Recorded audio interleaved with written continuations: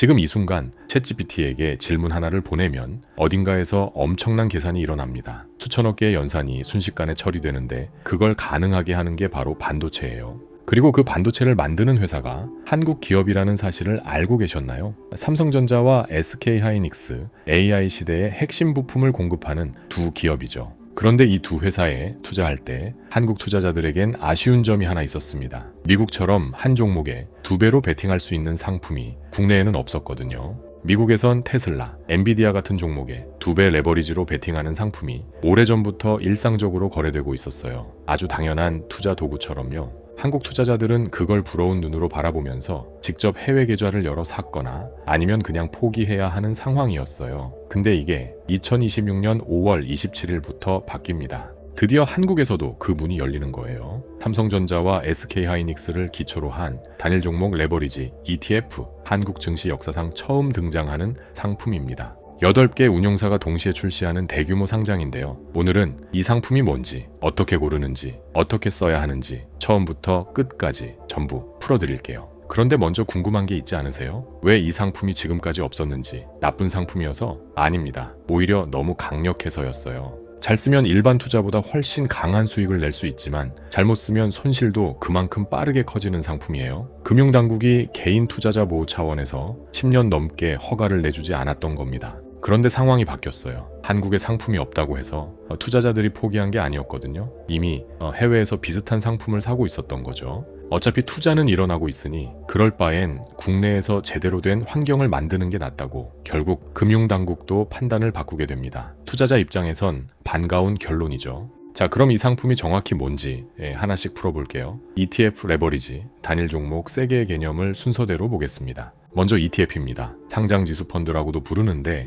한마디로 주식처럼 사고 파는 펀드예요. 마트에서 낱개 대신 묶음 상품 사는 것처럼요. 예를 들어 코스피 200 ETF를 사면 한국 대형주 200개에 한 번에 분산 투자하는 효과가 생겨요. 클릭 한 번으로 수백 개 종목에 올라타는 구조입니다. 펀드인데 주식처럼 실시간으로 사고 팔 수 있고 수수료도 일반 펀드보다 낮아서 최근 몇 년 사이에 많은 투자자들이 ETF로 넘어오는 추세예요. 그 다음은 레버리지입니다. 한국말로 하면 지렛대인데요. 작은 힘으로 무거운 걸 들 수 있잖아요. 투자에서도 똑같은 원리가 작동해요. 100만 원을 투자했는데 마치 200만 원을 투자한 것 같은 효과. 이게 2배 레버리지의 의미입니다. 수익이 2배로 커지는 구조예요. 주가가 10% 올랐다고 해볼게요. 일반 투자자는 10% 수익이지만 2배 레버리지 투자자는 20% 수익이 됩니다. 같은 금액으로 훨씬 강한 결과를 만들 수 있는 거죠.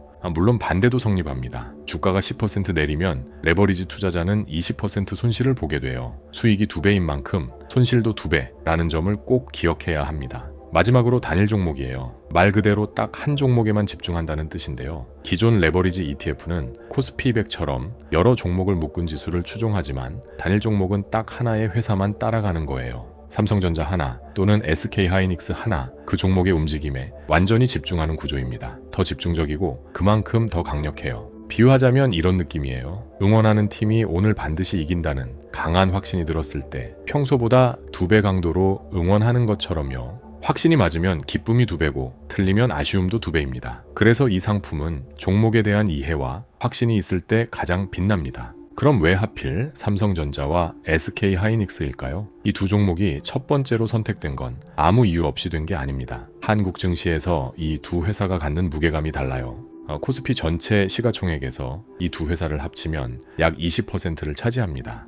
이 두 종목이 흔들리면 코스피 지수 자체가 같이 흔들릴 정도예요. 거기다 지금 이 시점에는 특별한 이유가 하나 더 있습니다. 바로 AI와 반도체 열풍인데요. 전 세계 투자자들의 시선이 여기 집중되어 있어요. SK하이닉스 이야기부터 해볼게요. HBM이라는 반도체 이름 들어보셨나요? AI가 생각할 때 쓰는 고성능 메모리인데 쉽게 말하면 AI 두뇌의 핵심 부품입니다. 챗GPT가 질문 하나에 답할 때 엄청난 데이터를 초고속으로 처리해야 하는데 그 처리 속도를 결정하는 핵심 부품이 HBM이에요. 그리고 이 분야 세계 1위가 SK하이닉스입니다. 엔비디아 AI 칩 안에 들어가는 HBM을 SK하이닉스가 공급하는 구조예요. AI가 발전하면 할수록 HBM 수요도 자연스럽게 커지는 거죠. 그래서 AI 투자 확대 소식이 나올 때마다 SK하이닉스 주가가 반응을 합니다. AI 뉴스가 곧 반도체 뉴스고 반도체 뉴스가 곧 SK하이닉스 뉴스인 셈이에요.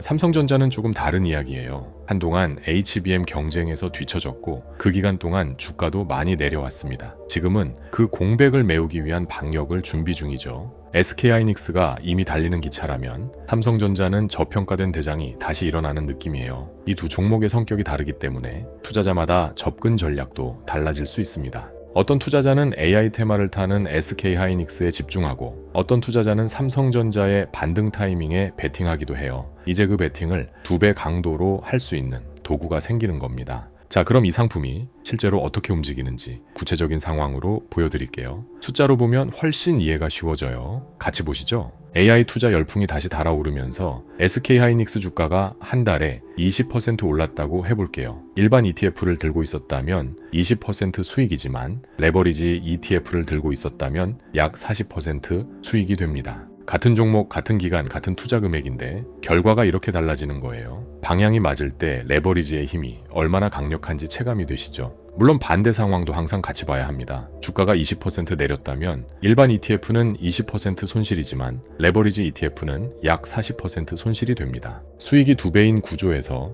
손실도 2배라는 건 당연한 결과예요. 그래서 이 상품의 핵심은 딱 하나입니다. 방향 예측이 얼마나 정확한가 이거예요. 그리고 반드시 알아야 할 특성이 하나 더 있어요. 이 상품은 매일매일 그날 하루의 수익률을 2배로 추종합니다. 일별 리셋 구조라고 부르는 방식이에요. 주가가 한 달 동안 오르내리다가 결국 20% 상승으로 마무리됐다고 해봐요. 이때 레버리지 ETF가 정확히 40%가 되냐면 꼭 그렇지는 않을 수 있어요. 중간에 오르내림이 반복되면 그 변동이 누적되면서 실제 결과가 달라집니다. 꾸준히 한 방향으로 상승할 때 레버리지 ETF가 가장 강력한 성과를 냅니다. 반대로 오르락내리락을 반복하는 장세에서는 기대보다 수익이 낮아질 수 있어요. 이런 특성을 이해하고 타이밍을 잘 골라야 제대로 활용이 됩니다. 정리하면 이렇습니다. 방향이 맞고 추세가 강할 때 레버리지 ETF는 최고의 도구가 되지만 횡보하거나 방향이 자주 바뀔 때는 주의가 필요해요. 그래서 이 상품은 장기 적립식보다는 특정 이벤트나 강한 추세에 맞췄을 때 가장 효과적인 도구가 됩니다. 확신이 있는 순간에 쓰는 게 핵심이에요.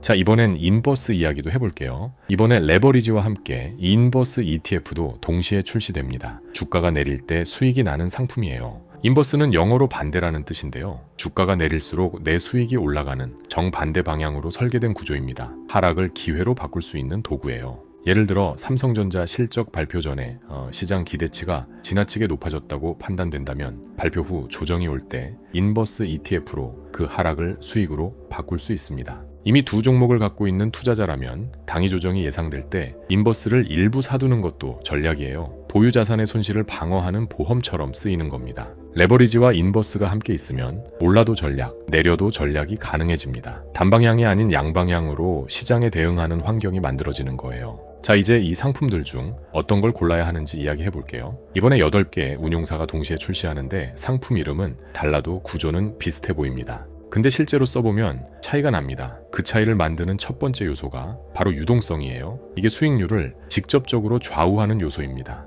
유동성이 뭔지 쉽게 설명할게요. 내가 사고 싶을 때 살 수 있고 팔고 싶을 때 팔 수 있는 것, 그리고 원하는 가격에 거래가 체결되는 것, 이게 유동성입니다. 유동성이 부족한 ETF를 사면 어떻게 될까요? 내가 원하는 가격과 실제 거래 가격 사이에 틈이 생기게 됩니다. 그 틈이 거래마다 쌓이면 수익률을 갉아먹어요. 레버리지 ETF처럼 자주 사고 파는 상품에서 거래마다 조금씩 불리한 가격에 체결되면 연간으로 따지면 꽤 큰 금액 차이로 이어질 수 있습니다. 유동성을 좌우하는 핵심이 LP라는 존재예요. LP는 유동성 공급자라고 하는데 ETF를 거래할 때 상대방이 없으면 대신 나타나서 거래를 성사시켜주는 역할을 합니다. LP가 많을수록 언제든 원하는 가격에 거래가 되고 LP가 적으면 원하는 가격에 안 잡히거나 아예 거래가 어려워지는 상황이 생겨요. 상품 선택 전에 LP 수를 꼭 확인해 보세요. 두 번째 기준은 운용 경험입니다. 레버리지 ETF는 시장이 극단적으로 움직일 때 운용 오류가 생길 수 있는 상품이에요. 이런 위기 상황을 많이 겪어본 운용사일수록 안정적입니다. 추종해야 할 수익률과 실제 수익률 사이에 괴리가 생기면 내가 원하는 대로 투자가 안 됩니다. 이 괴리를 최소화하는 능력이 운용사의 진짜 실력이에요.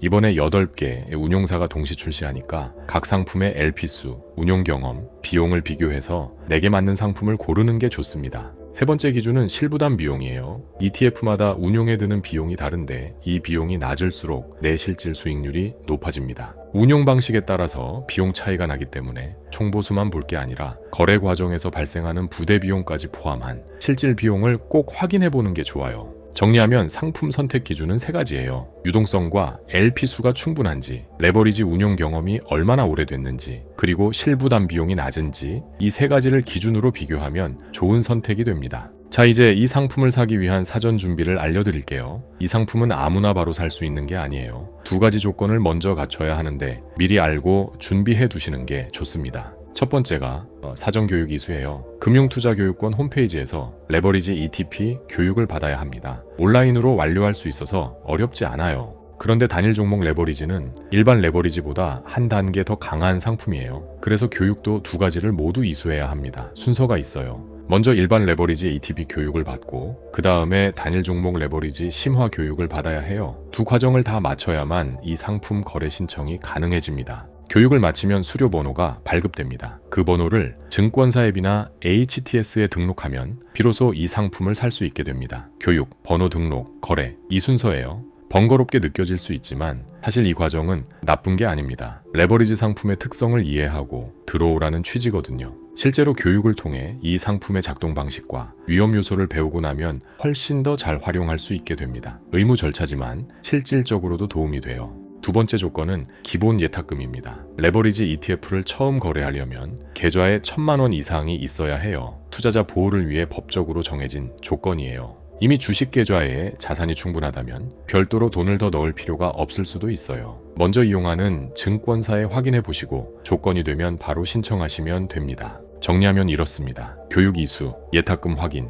번호 등록 이 세 단계를 거치면 5월 27일부터 바로 거래가 가능합니다. 자, 이제 이 상품을 실제로 쓸 때 어떤 신호들을 봐야 하는지 알려드릴게요. 두 종목을 공부한다는 게 어렵게 들릴 수 있지만 생각보다 훨씬 간단합니다. 첫 번째로 봐야 할 건 AI 빅테크 투자 뉴스예요. 마이크로소프트, 구글, 아마존 같은 기업들이 AI 서버 투자를 늘린다는 소식이 나오면 그 안에 들어가는 HBM 수요가 늘어납니다. 그 수혜가 SK하이닉스로 이어지는 구조예요. AI 뉴스를 보면서 동시에 SK하이닉스 주가 흐름을 체크하다 보면 어느 순간 패턴이 보이기 시작합니다. 두 번째는 메모리 반도체 가격 동향이에요. D램 가격이 오른다는 뉴스가 나오면 삼성전자와 SK하이닉스 이익이 늘어날 신호로 읽을 수 있습니다. 반도체 사이클이라는 게 있어서 공급이 줄거나 수요가 늘어나면 가격이 오르고 기업 실적도 좋아져요. 반도체 가격 지표를 주기적으로 체크해 보세요. 세 번째는 분기별 실적 발표 일정이에요. 두 회사 모두 분기마다 실적을 발표하는데 이 시즌에 주가가 크게 움직이는 경우가 많아요. 레버리지 ETF를 써볼 타이밍 중 하나입니다. 실적 발표 전에 기대감이 쌓이는 구간 또는 예상보다 좋은 결과가 나왔을 때 주가가 짧은 시간에 크게 반응하는 경우가 있어요. 레버리지 ETF가 가장 빛나는 순간이 바로 이런 타이밍입니다. 이 세 가지 신호를 꾸준히 보다 보면 자연스럽게 종목에 대한 감이 생기고 언제 들어가고 언제 빠져야 할지 자신만의 판단력이 쌓여갑니다.